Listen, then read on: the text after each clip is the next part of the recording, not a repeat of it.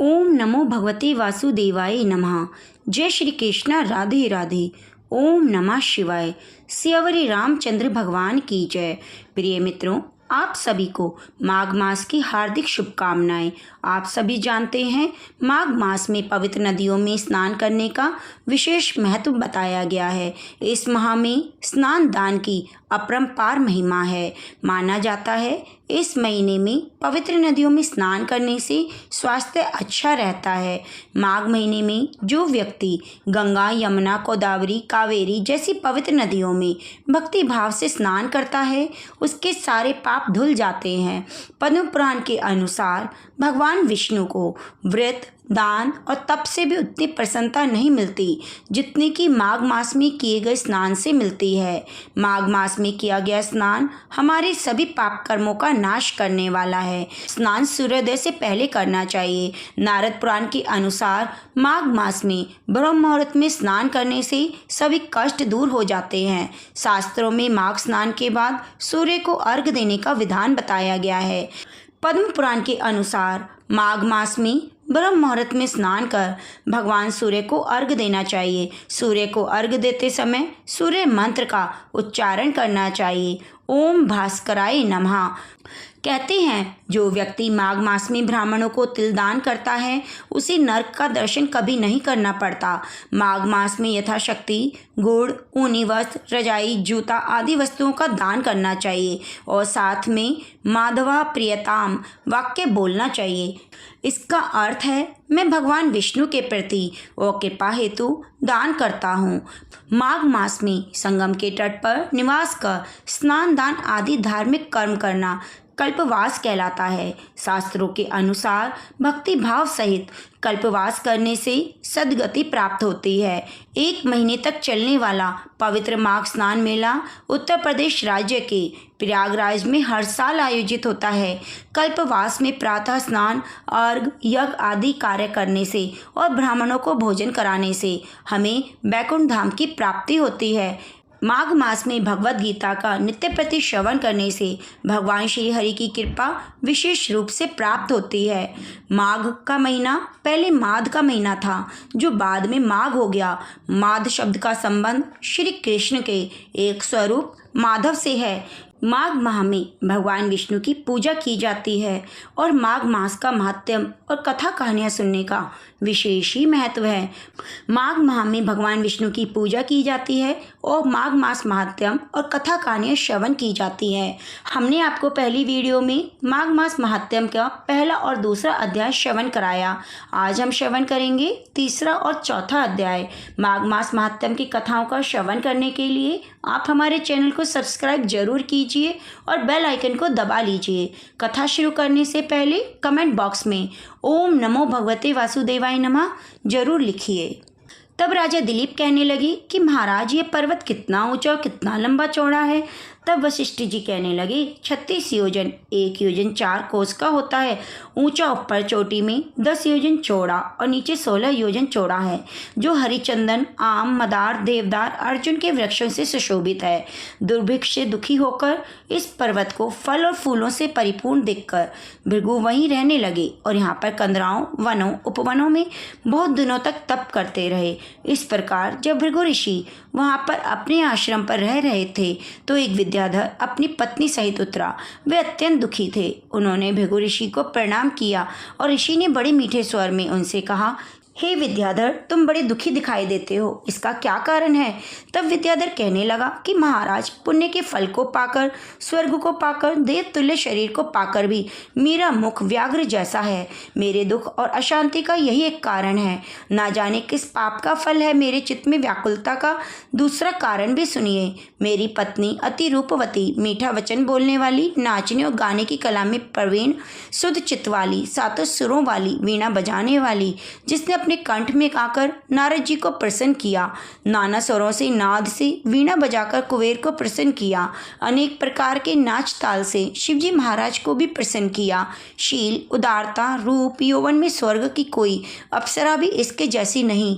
कहाँ ऐसी चंद्रमुखी स्त्री और कहाँ मैं व्याघ्र मुख वाला, यह चिंता सदैव मेरे हृदय को जलाती है। विद्याधर के ऐसे वचन सुनकर तीनों लोकों की भूत, भविष्य और वर्तमान की बात जानने वाले दिव्य दृष्टि वाले ऋषि कहने लगे, हे विद्याधर, कर्म के विचित्र फलों को प्राप्त होकर ज्ञानी पुरुष भी मोह को प्राप्त हो जाते हैं। मक्खी के पैर जितना विष भी प्राण लेने वाला हो जाता है। छोटे छोटे पापों का फल भी अत्यंत दुखदायी हो जाता है। तुमने माघ मास की एकादशी का व्रत करके द्वादशी न आने तक शरीर में तेल लगाया, इसी पाप कर्म से व्याघ्र हुए। एकादशी के दिन उपवास करके द्वादशी को तेल लगाने से राजा पुरुरवा ने भी कुरूप शरीर पाया था। तब वह अपने कुरूप शरीर को देखकर दुखी होकर हिमालय पर्वत पर देव सरोवर के किनारे पर गया। प्रीतिपूर्वक शुद्ध स्नान कर कुशा के आसन पर बैठकर भगवान कमल नेत्र, शंख चक्र गदा पद्म को धारण करने वाले, पीताम्बर पहने, वन माला धारण किए हुए विष्णु भगवान का चिंतन करते राजा पुरुरवा ने 3 मास तक निराहार रहकर भगवान का चिंतन किया। इस प्रकार 7 जन्मों में प्रसन्न होने वाले भगवान राजा के 3 महीने के तप से ही प्रसन्न हो गए। माघ के शुक्ल पक्ष की एकादशी को प्रसन्न होकर भगवान ने अपने शंख के जल से राजा को पवित्र किया। भगवान ने उसके तेल लगाने की बात याद दिलाकर सुंदर देवताओं का स्वरूप दिया, जिसको देखकर उर्वशी भी उसको चाहने लगी। राजा कृतकृत्य होकर अपनी पुरी को चला गया। भृगु ऋषि कहने लगे, हे विद्याधर, इसलिए तुम दुखी क्यों होते हो? यदि तुम अपना यह राक्षसी स्वरूप छोड़ना चाहते हो तो मेरा कहना मानकर जल्दी ही पापों को नष्ट करने वाली हेमकूट नदी में माघ के माह में स्नान करो, जहाँ पर ऋषि सिद्ध देवता निवास करते हैं। अब मैं इसकी विधि बतलाता हूँ। तुम्हारे भाग्य से माघ मास आज से 5वें दिन ही आने वाला है। पौष शुक्ल एकादशी से इस व्रत को आरंभ करो। भूमि पर सोना, जितेंद्रिय रहकर दिन में 3 समय स्नान करके महीना भर निराहार रहो। सब भोगों को त्याग कर तीनों समय भगवान विष्णु का पूजन करो। जब तुम द्वादशी को शिवजी स्तोत्र और मंत्रों से पूजा करोगे तो तुम्हारा मुख देखकर सभी चकित हो जाएंगे। तुम अपनी पत्नी के साथ सुखपूर्वक क्रीड़ा करोगे। माघ मास के प्रभाव को जानकर सदा माघ में स्नान करो। पाप दरिद्रता से बचने के लिए मनुष्य को सदा यत्न से माघ मास का स्नान करना चाहिए। स्नान करने वाला इस लोक और परलोक में सदा सुख पाता है। वशिष्ठ जी कहते हैं, हे दिलीप, भृगु के यह वचन सुनकर वह विद्याधर अपनी स्त्री सहित उसी स्थान पर पर्वत के झरने में माघ का स्नान करता रहा। उसके प्रभाव से उसका मुख देव सदृश हो गया। वह मणिग्रीव पर्वत पर आनंद से रहने लगा। भृगु जी भी नियम की समाप्ति पर शिष्यों सहित एवा नदी के तट पर आ गए। प्रेम से बोलिए, जय श्री कृष्ण, राधे राधे। ओम नमो भगवते वासुदेवाय नमः। प्रिय मित्रों, अब श्रवण करते हैं माघ मास महात्म्य का 4था अध्याय। श्री वशिष्ठ जी कहने लगे, हे राजन, अब मैं माघ मास के उस महात्म्य को कहता हूँ जो कार्तवीर्य के पूछने पर दत्तात्रेय ने कहा था। जिस समय साक्षात विष्णु के रूप दत्तात्रेय सत्य पर्वत पर रहते थे, तब महिष्मति के राजा सहस्त्रार्जुन ने उनसे पूछा, हे योगियों में श्रेष्ठ दत्तात्रेय जी, मैंने सब धर्म सुने, अब आप कृपा करके मुझे माघ मास का महात्म्य कहिए। तब दत्तात्रेय जी बोले, जो नारद जी से ब्रह्मा जी ने कहा था वही माघ महात्म्य मैं तुमसे कहता हूँ। इस कर्म भूमि में भारत में जन्म लेकर जिसने माघ स्नान नहीं किया उसका जन्म निष्फल है।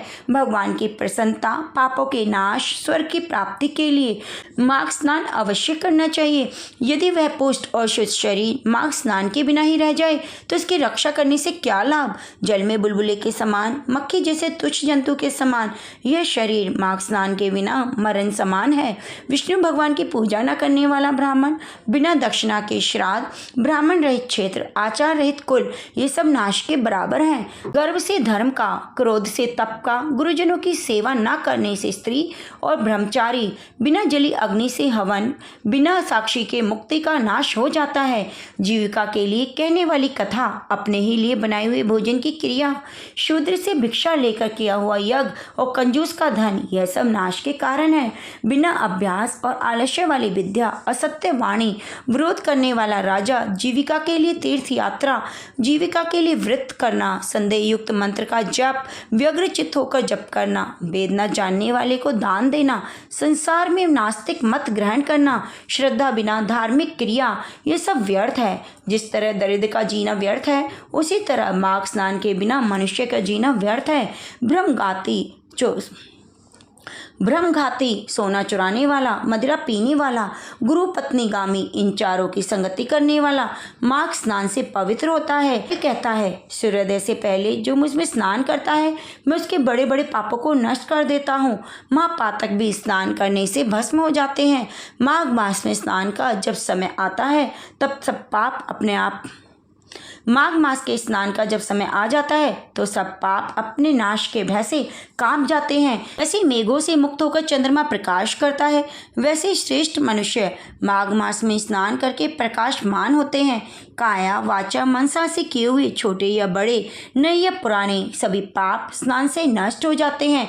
आलस्य में बिना जाने जो पाप किए जाते हैं वह भी नाश हो जाते हैं। जिस तरह जन्म जन्मांतर के अभ्यास से आध्यात्मिक ज्ञान की प्राप्ति होती है, उसी तरह जन्म जन्मांतर अभ्यास से ही माघ स्नान में मनुष्य की रुचि होती है।